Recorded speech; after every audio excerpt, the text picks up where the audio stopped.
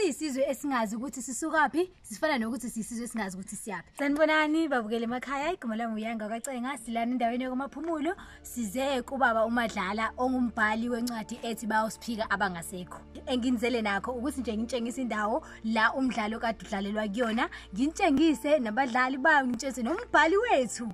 Hawu uzoyibona wena incwadi abimnandi. Ngizocela ukuthi ningilandele sibone indawo enhle kangaka nendawo esaphila isidala. Ngiyazi ukuthi nina nje senaphila isilungu kakhulu. Ngicela ningilandele sibone indawo kade kudlalelwa kuyona.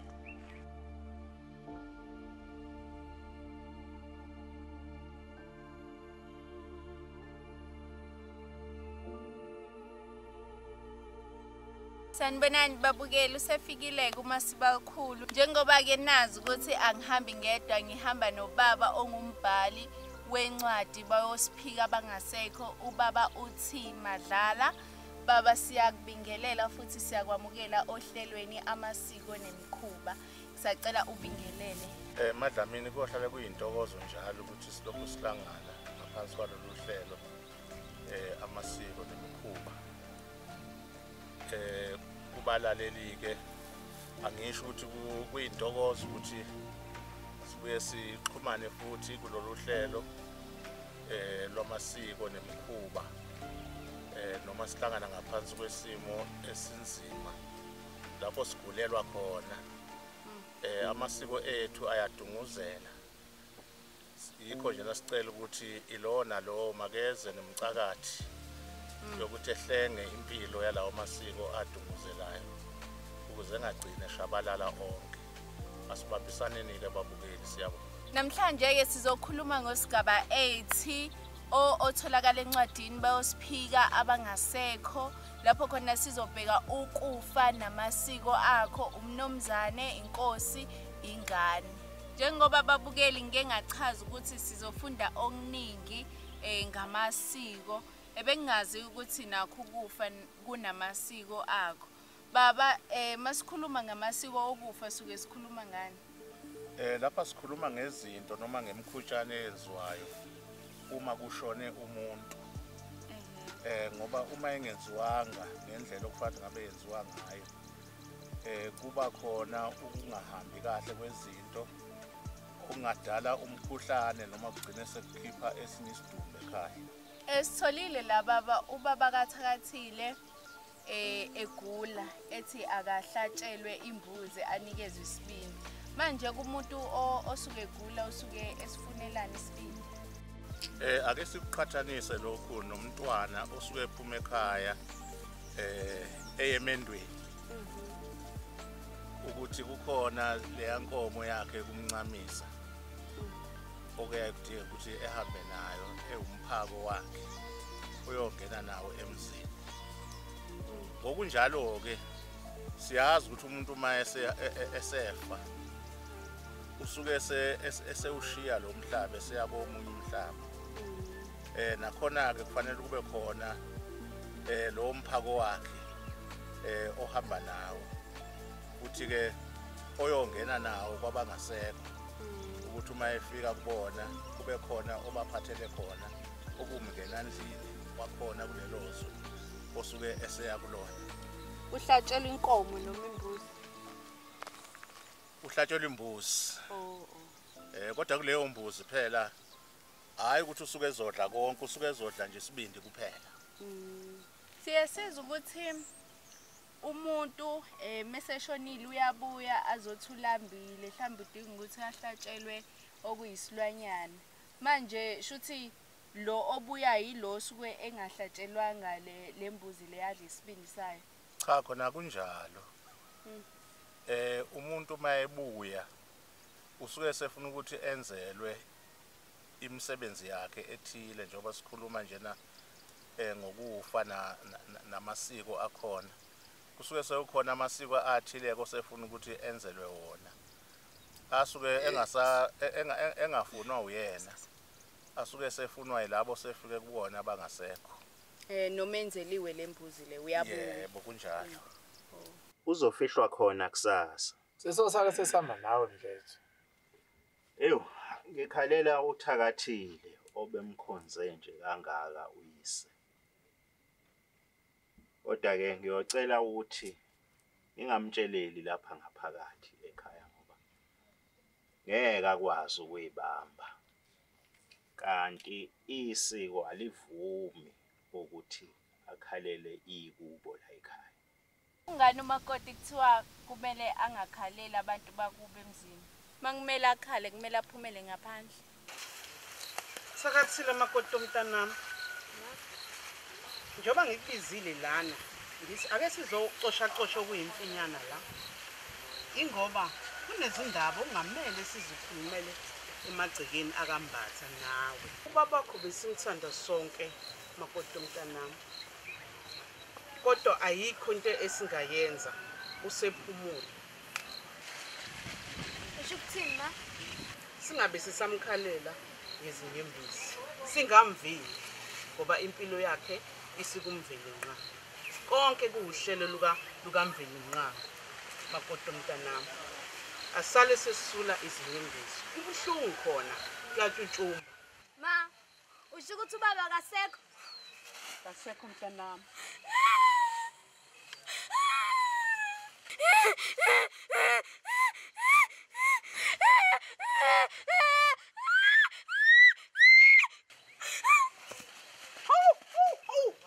Ngazi ngayibona inkathi enkangala Nkosi yami.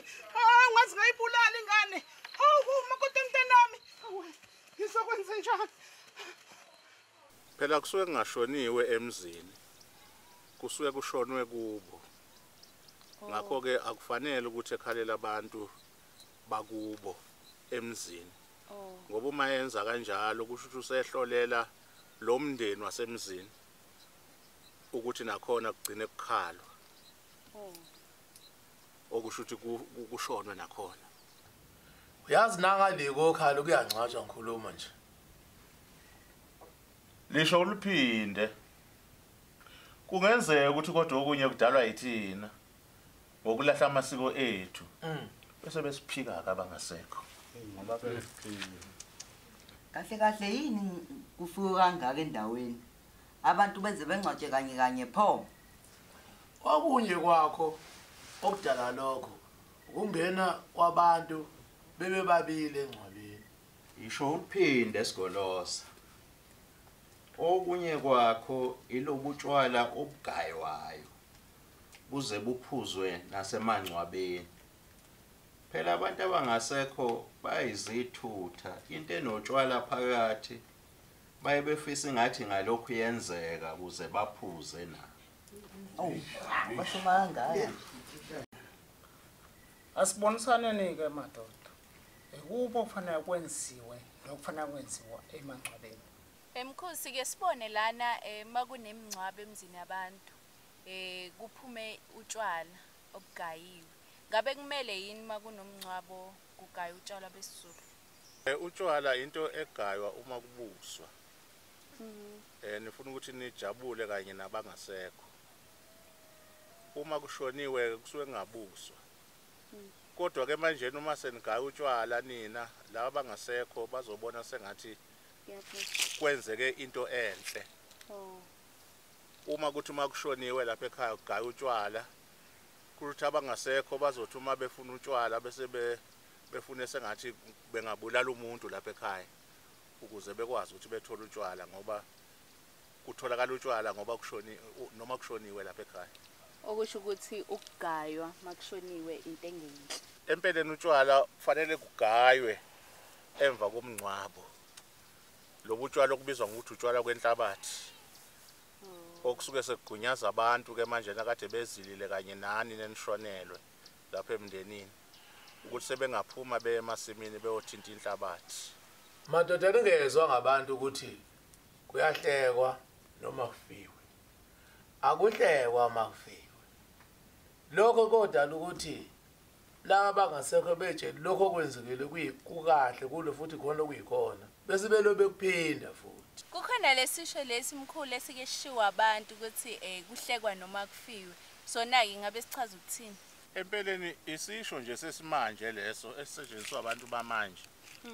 Empeleni asikho isidingo sokuthi kuhlekwe uma kufiwe. Ngoba ngempela isuke ingekho into ejabulisayo. kufanele uyibambe noma kukhona oza ukuthi kuyakitaza ngaphakathi ukuthi hleka ongenani usungakhunqutheka njena ngoba phela basuke bekhona nabangasekho bezile kanye nani manje na uma nina senihleka abangasekho babona sengathi inhle lento eyenzekile bese kube sengathi ngabuye yenzeke ngoba kuyajatshulwa kuhlekwe uma yenzekile. Siphinde sathola la mkhulu encwadini ukuthi kukhona abantu abazilelwayo mebeshonile kukhona abangazilelwa ngabe baphi laba abangazilelwa? Abangazilelwa ke oshawe izulu oshawe inyoka oshe ngomlilo noma oshe nendlu ofempini nomuke nomfula yebo. Kungani ke bona mkhulu bengazilelwa ngoba phela babantu nabo? Laba bantu basuke behlelwe isehlo esingajwayelekile ukuthi sehlela abantu. Ngakho ke kuba nokwesaba ukuthi uma labo bantu bezilelwa leso sehlo njengoba singajwayelekile njena sizosuke bese sijwayeleka lapha ekhaya. Uma sekuphunywa ke sikiwe emangcwabeni umuntu lo suke eshonile ukhishwa ngeenyawo noma ngekhanda? Khona ubuza umbuzo odala ukudideka kakhulu kubantu ikakhulukazi uma sekushoniwe. Kuba khona impikiswano enkulu uma sekudingeka ukuthi kukhishwe umuntu ukuthi uzophuma kanjani abanye bethi awuphuma ngeenyawo abanye bethi uphuma ngekhanda kodwa njena impendulo walapho ukuthi umuntu uphuma ngekhanda ngoba ikhanda ilona ngaso sonke isikhathi elihlale lihamba phambili. Into eyenza ukuthi ephume kanjalo ke futhi ukuthi njengoba elele kanjena ebheke phezulu kufanele ukuthi ethi ehambe bebheke ngasemzini wakhe ukuze ngaso sonke isikhathi ekhumbula umuzi wakhe azi ukuthi kufanele ukuthi egade umuzi wakhe ningamfulathelisa umuzi wakhe uma esephuma ngoba uma nimkhipha ngeenyawo nisuke senimfulathelisile umuzi wakhe seniyomphendula kanjani ke senimbhekisa emzini wakhe ngoba nimkhiphe njengomuntu esenimlahla eningasamdingi lapha ekhaya. Mase fike emathuneni ke ikhanda lima kanjani? Lima njengoba esuke ephuma endlini noma bayajikisa balimise ngenye indlela? Lapho ke mhlambe sekuzoya ngokuthi ungcwatshwele ngapi komuzi wakhe. Uma engcwatshwele mhlambe endaweni engenhlana komuzi kubonakala ukuthi amehlo akhe abheke ngasekhaya uzoyekwa kanjalo kodwa uma mhlambe kusecaleni komuzi yena isidumbu sakhe simi kanje kufanele ukuthi liphendulwe ikhanda libheke ngasekhaya bese tshelwa ukuthi uhlala ugada umuzi wakho njalo. Amathuna ke wona kumele abe ngakuphi ekhaya? Empeleni amathuna akufanele ebe ngenhla kwasekhaya. Engaba secaleni kwasekhaya noma ngezansi kwasekhaya kodwa engaba ngenhla kwasekhaya ngoba lokho kuthathwa ngokuthi lo umufi uzosuke licindezele ngethunzi lokufa ikhaya bese kulokhu kwanda ukufa njalo ekhaya. Uma kushoniwe ekhaya ubani osuke kumele ageze isidumbu samufi? Uma kushoniwe ekhaya isidumbu kufanele sigezwe abadala balowo mndeni ngoba phela abancane akufuneki ukuthi besondele kakhulu eduze kwesidumbu ngoba bona basuke kusalindeleke inhlanhla kubona. Phoqelekile yini ukuthi kushona umuntu wesifazane kumele agezwe abantu besifazane ukuthi kushona abantu besilisa umuntu wesilisa kumele agezwe abantu besilisa noma umuntu ugezwa nanoma ubanje omdala? Uma kushoniwe umuntu ugezwa abantu bobulili bakhe. Okusho uma kushoniwe wesifazane kufanele egezwe abantu besifazane uma kushoniwe wesilisa ugezwe abantu besilisa. Zona-ke izingubo zomuntu lo osuke eshonile ungcwatshwa nazo noma ziyashiywa ekhaya? Zikhona ingubo ongcwatshwa nazo zibe khona ke nezinye izisalayo ekhaya. Kuyaye kubhekwe ukuthi iziphi ingubo beyithanda kakhulu ebeziyigugu kuyena bese kuba izona ke ozofaka nazo egodini. Lezi ayisalayo isalela oba abasele noma? Ngokuvamise ngokujwayelekile lezi ezisalayo ziyashiswa. Noma ke zingaphiwa izalukwazi namakhehla kube ibona abayigqokayo uma zingashiswanga. Noma kuyizomuntu omusha ziphiwa izalukwazi. Ya phela sesikhuluma ngomufi lapha ukuthi umuntu oshonile. Yebo ngoba laba abancane phela akafuneki ukuthi besebenzise izinto ezinamathunzi amnyama ngoba lokho ngase kufiphaze izinhlahla zabo. Umufi ungcwatshwa kanjani ke nezingubo zakhe zifakwe eboxini naye noma kukhona indlela ethize okwenziwa ngayo? Cha ayifakwe eboxini. Ngenkathi kugqitshwa kuyayigqitshwe nje kancane. Isiganyana nje sincane bese zifakwa ke bese kuqhutshekwa nokugqitshwa ke. Madoda kuyasa asambe siyomba ezinye sisiqoqa sisisebenza kunjalo impela sesi singakaphumi nje madoda phakathi kwethu ukhona izinyanga nezangoma ikuphi bona okungafanele bakwenze okuphathelene nomngcwabo. Esikhathini esiningi ngiye ngizwe kuthiwa izangoma nezinyanga ayisondeli la osuke ngcwatshwa khona. Ngabe lokho suke kwenziwa yini? Empeleni inyanga nezangoma zibekwa ezingeni lamakhosi. Njengoba siyayisizwe noma sibhodle sangoma kuthiwa amakhosi. Oh yeah. Zibekwe ezingeni lamakhosi inyanga nezangoma. Ngakho ke njengoba namakhosi engavumelekile ukuthi eye emngcwabeni nasemathuneni nazo ngokunjalo ke akufanele kunezinto ongafanele ukuthi zizenze zona ziyasondela emathuneni kodwa ke akufanele inyanga noma isangoma ibonakale isimba ithuna noma ingene phakathi ethuneni. Akufanele ukuthi ihlanganise njena nenhlabathi yamathuna. Bengahamba ke beyoqoqa mhlamba amatshe okweseka inhlabathi leyo yethuna uma kudingeka ukuthi isekelwe noma beyogawula izingodo lezi ezifakwa ethuneni kodwa kufanele ukuthi beyihlanganise nenhlabathi yethuna. Sike sizwe lamkhulu ukuthi umuntu oshone ngengozi kunendlela yakhe yokuthi angeniswe ekhaya. Iyona yiphi ke leyo ndlela leyo esuke kumele angeniswe ngayo? Siyazi ukuthi umuntu ofe ngengozi ngokujwayelekile ubengangeni inhlobo ekhaya. Kodwa ke manje na useyangeniswa. Kodwa ke futhi akwenzeki lutho uma engeniswe ngalendlela engizoyichaza. Ukuthi okuqala nje uma befika naye ufike ebekwe lapha nesangweni mhlambe bese kwenziwa isihenqwana bese kutholakala imbuzi. Leyo mbuzi kuthiwa eyokumgeza noma eyokumvala amanxeba. Abanye baye behlanganiseke behlanganisa umswane wayo nomsenge. Leyo mbuzi ke uzogezwa ngayo etshela ukuthi useyavalwa amanxeba lowo muntu ukuze engenawo amanxeba ekhaya lawa angase buye edale omunye umshophi phakathi komndeni.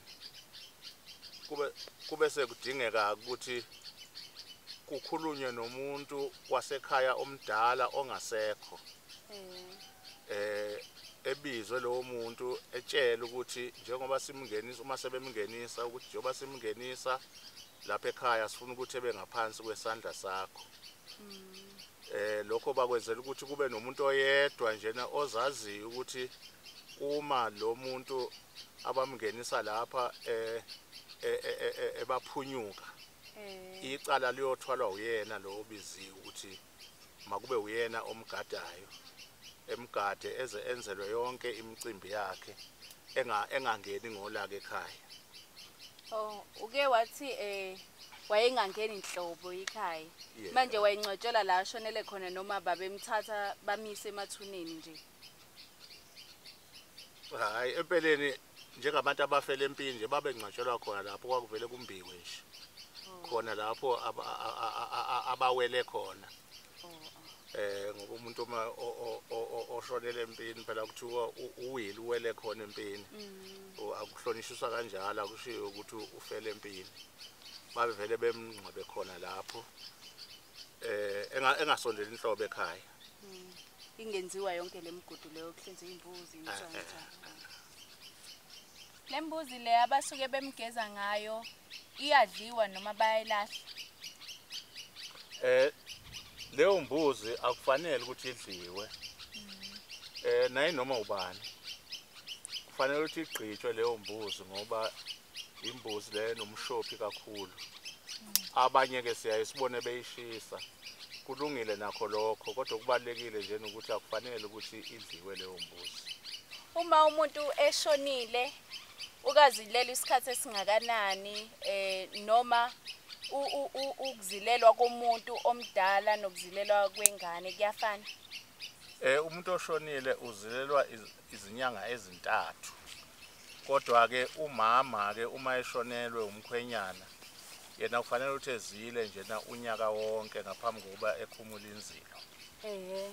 Nomkhwenyana ngokunjalo meshonela unkosikazi uzile unyaka wonke. Indoda ayizili kakhulu inyanga ezisithupha nje nazenele endodeni. Kungani ke mkhulu umuntu oshone ngengozi engangcwatshwa eduze kwamanye amathuna? Njoba sithi njena wayengangeniswa kwakhona ekhaya. Nalapha na ke amathuna lawana nawo ase umndeni othile. Sekumndeni othile wabantu abashonile kodwa abashone ngendlela efanayo ngendlela yemvelo. Manje noma yena ongashonile ngendlela yemvelo esesondezwa kubona nabo sekuzobadunga lokho bese kugcina sekuletha umkhokhe ekhaya. Siyesizwe kuthiwa bakhona umuntu oshonile kuthiwa uyashawa omunye athethiswe. Suke sekunjani ke mase bethethiswe noma umuntu uyashawa mayenza iphutha. Ukuze ngaliphindi. Inhloso kumshaya nje nokuthi lelo phutha engaliphindi. Sikhuluma ngabantu abaphilayo. Ngokunjalo ke nomuntu osuke seshonile. Uma eshone ngokuzenza yena usuke enza iphutha lo muntu ngoba kusuke ngekhona ukushona kwemvelo. Ngakho kudingeka ukuthi eshawe lo muntu ukuze ingabuye yenzeke futhi lento lapha ekhaya. Ngoba uma isiyenzeka futhi yobe ingasenzeki kuyena yobe isiyenzeka kwelinye ilunga lomndeni lalapha ekhaya. Sibone lapha kuthethiswa isidumbu mkhulu kade kwenze njani? Hayi ntule ngempela. Kodwa manje uthambile bafethu angazi kanjani. Wemakotshe. Uzuzomthethisa mhlambe uzoke eqine yazi uthambile buka. Awuze ngala. Inkatha yenkangala phela lena. Usenzani kodwa mne wethu?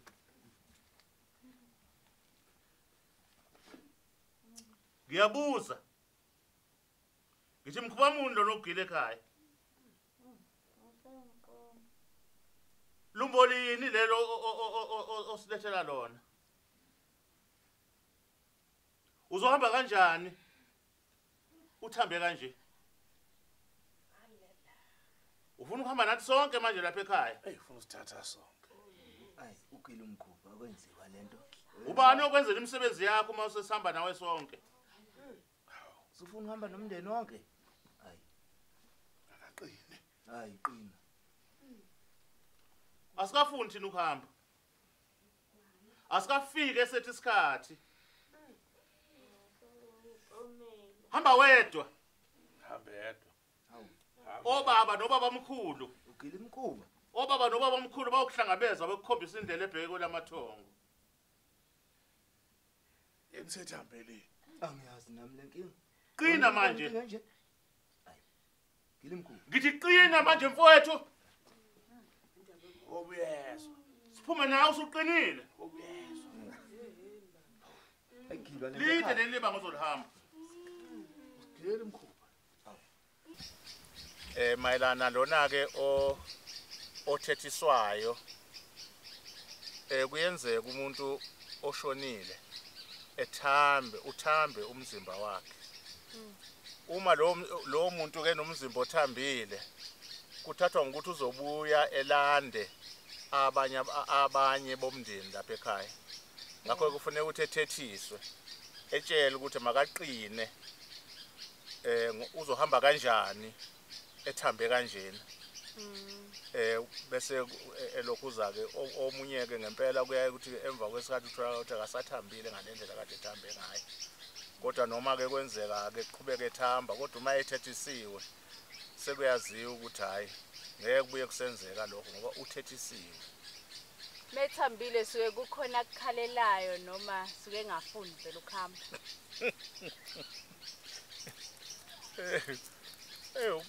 Kuyenzeka ukuthi ethambe ngoba mhlambe kunezinkulumo ezithile ekhaya zomndeni mhlambe inhlambuluko ezithile ebezingenziwanga emndenini ukuthi uhamba njena inhliziyo yakhe ayikhululekile. Kuyenzeka yini mkhulu nengane eshonisa kancane umzimba wayo uthambe? Kuyenzeka kodwa khona akunakeki ngoba kuthathwa ngokuthi bekuvele kuseyingane umzimba usathambile vele kuyaye kuqikelelo kakhulu kumuntu omdala. Kungani mkhulu makhanjwa nomuntu oshonile kancane kancane bamtshela ukuthi sesenze ukuthi kancane kancane bamtshela ukuthi sesenze ukuthi? Umuntu oshonile kuthathwa ngokuthi yena akafile kodwa kufe umzimba kuphela. Umoya wakhe kodwa usaphila. Ngakho ke kunenkolelo yokuthi uma ningalokhu nimxoxisa nimtshela ukuthi manje nasekwenzeka ukuthi ikakhulukazi uma kuyowelwa imfula kunenkolelo ukuthi umoya wakhe uyasala ngaphesheya uma niwela umfula ningamtshelanga. Manje kufanele ukuthi nilokhu nimtshela njalo ukuze nifike naye ekhaya umoya wakhe ungasele entabeni ngoba siyawudinga lo moya wakhe. Iwona futhi ozoba idlozi esilithetha lapha ekhaya sicele kulona inhlanhla. Siyesibone makhanjwa nomuntu oshonile kuphatha ihlahla. Ngabe kukhethekile ukuthi kumele kuphathwe ihlahla la noma imuphi umuthi? Empeleni angithi ezinsukwini zanamuhla sekusebenza ihlahla lalomuthi okuthiwa umphafa noma umlahlankosi kuphela. Kodwa siyezwa futhi ukuthi ezinsukwini zakudala umlahlankosi wawusebenza enkosini kuphela. Wawungasebenzi kunoma ubani. Babehlukanisa laba bakudala ukuthi uma kushone unkosikazi yena elandwe ngehlahla lomganu. Uma kushone owesilisa yena elandwe ngehlahla logagani.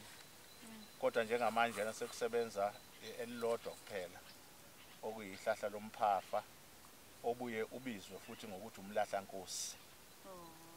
Kushoniwe ekhaya ikhona indlela okutshelwa ngayo izingane ezincane ukuthi kushoniwe? Empeleni uma kushoniwe ekhaya izingane ezincane zisuke zingazi kwenzakalani. Azazi noma kushoniwe no cabanga ukuthi njena kuyabuswa lapha ekhaya ngoba kugcwele abantu.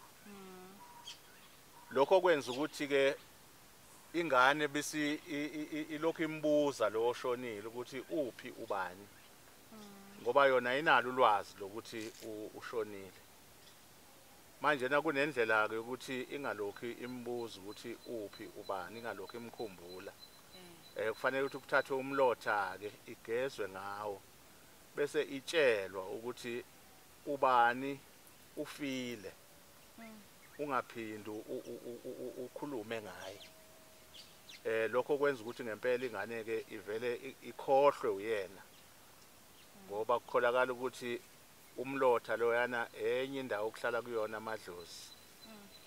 Ngakho ke isuke isikhohliswa amadlozi ukuthi amadlozi ekufiphaze emqondweni wayo lokho ukuthi ubani akasekho bese lokho imbuza. Indaba mkhulu makuqeda ukungcwatshwa kuthiwa abantu kumele bageze ngaphambi kokuthi bangene ekhaya futhi suke begeza ngani? Phela nabantu basuke beshiya isinyama sokufa ngaphandle bengangeni naso ngaphakathi kwegceke lapho kushonwe khona. Umndeni ugeza emanzini awodwa nalawo esuke egeza abanye? Umndeni ugeza wodwa. Uyawuthelelana amanzi wodwa umndeni. Kodwa nje nakufanele ukuthi uma kuphela njena umndeni uye emfuleni uyogeza khona. Usungabuthelelane kamanzi lapha esangweni. Lokho sokwenza nje osekwenzela ukuthi njena umndeni udlelane. Sizwe umama lapha kule ncwadi le abayosiphika abangasekho etshela umndeni ukuthi uma begeza izandla amanzi okuqala angathinti bathi kanjena suke sebeyihlukaniselana izandla. Lokho kuyindlela yokudlulisa amashwa ukuthi njengoba izandla zimi kanjena uma ethi yawathela busuthi ngamanye amazwi uthi asidlule lesi sinyama singangithinti. Bese awesibili kugeza ngawo ukuthi hayi angihlambuluke mina ngihlale ngihlambulukile. Ususidlulisile isinyama lesi. Ngabe likhona yini mkhulu isiko elenziwayo emva komngcwabo? Empeleni maningana amasiko enziwa emva komngcwabo. Akulona isiko elilodwa. Kodwa khona okusuke kudinga ukuthi esheshe enziwe amanye ke asiyokwenziwa emva kwesikhathi. Inkondo nje ake uphuthume uye lapha kumagojela. Ufike umtshele ukuthi siyamcela ukuthi ezozosenzela amakhangana. Imbuzi yawo ke isikhona. Hayi ngizoya. Kodwa nani kofanele niwazi amakubala khona. Sitshele phela nkolo nje. Isiqunga, umganu, umqaqongo, umadlozana, umqalothi, udlunguhlungu nempilo. Emva kokungcwatshwa kwababathakathile mkhulu sibone kukhulunywa ngembuzi netshe. Ngabe kade kungokwani? Lapho bese kukhulunywa ngamakhangala. Noma amakhubalo. Emva kokushona kudingeka emva kokushonelwa ekhaya kudinga ukuthi umndeni uthole imbuzi. Bese ubiza inyanga ezowuqinisa umndeni ukuze ungamlandeli lo osuke eshonile. Bese kuthiwa leyo nyanga ibenzela amakhangala noma amakhubalo. Ilapho okusetshenziswa khona ke lembuzi netshe. Uthi kodwa bangibona nje abantu balapha ekhaya ukuthi sengifikile ngizobenzela amakhangala. Libaleke ngani ke mkhulu usiko lamakhangala? Isiko lamakhangala isiko lokuqinisa umndeni lelo uma emva kokushona komuntu ekhaya. Ngoba kunaleyo nkolelo ukuthi uma lingenziwanga abomndeni bafa bebutuke njengeimpukane.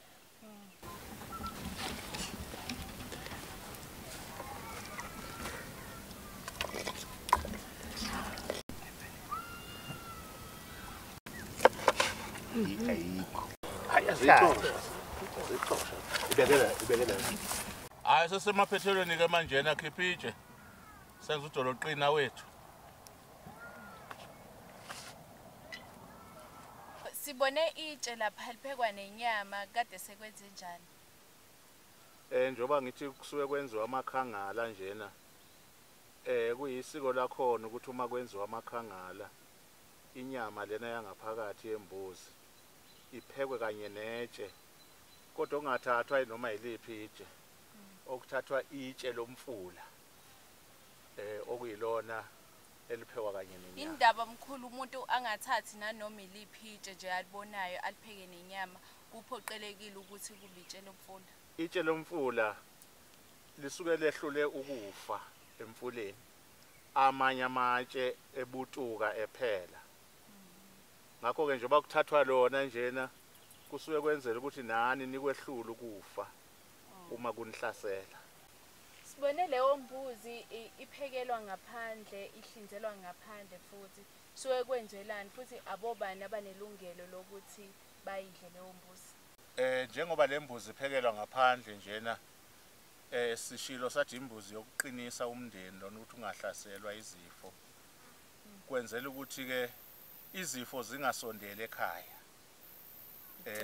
ziphelele laphana izifo ngaphandle zingabahlaseli zingabangenele ekhaya zibahlasele khona konje yani lembuzi lena oh lembuzi lena leyo kwenza amakhangala lapha ngaphandle njengoba kade kushoniwe uzokwehla nawe ushone nawe hayi sophica khona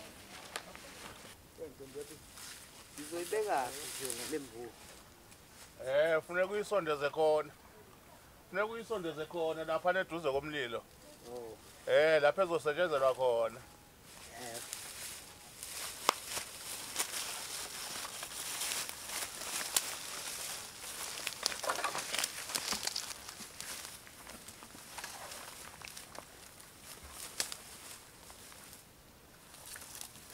mayelana nokudliwa kwayo ke lembuzi idliwa abomndeni kuphela akuyona imbuzi kawonke ngoba isuke ingavikeli yonke imindeni yabantu isuke iqonde nomndeni walapha ekhaya kuphela ukuthi kuvikeleke wona emshophini lo osukuvelile manje bayidla yonke bayiqedele ngaphandle noma ikhona enye ababuyela nayo ngaphakathi cha leyo mbuzi kufanele phela idliwe iqedelwe ngaphandle yonke ayikho kufanele ukuthi ibuyele ngaphakathi ngoba imbuzi lena yokuphebeza imishophi siyazi mkhulu ukuthi ezinye imbuzi zike ibikwe emsamo ngabe yona ke lembuzi le iyabika emsamo noma futhi iyagayela utshwala iyabikwa emsamo igayela utshwala kodwa ke ukuthi njena isetshenzelwa ngaphandle yona kusuke kwenzela ukuthi njena abangasekho bazi ukuthi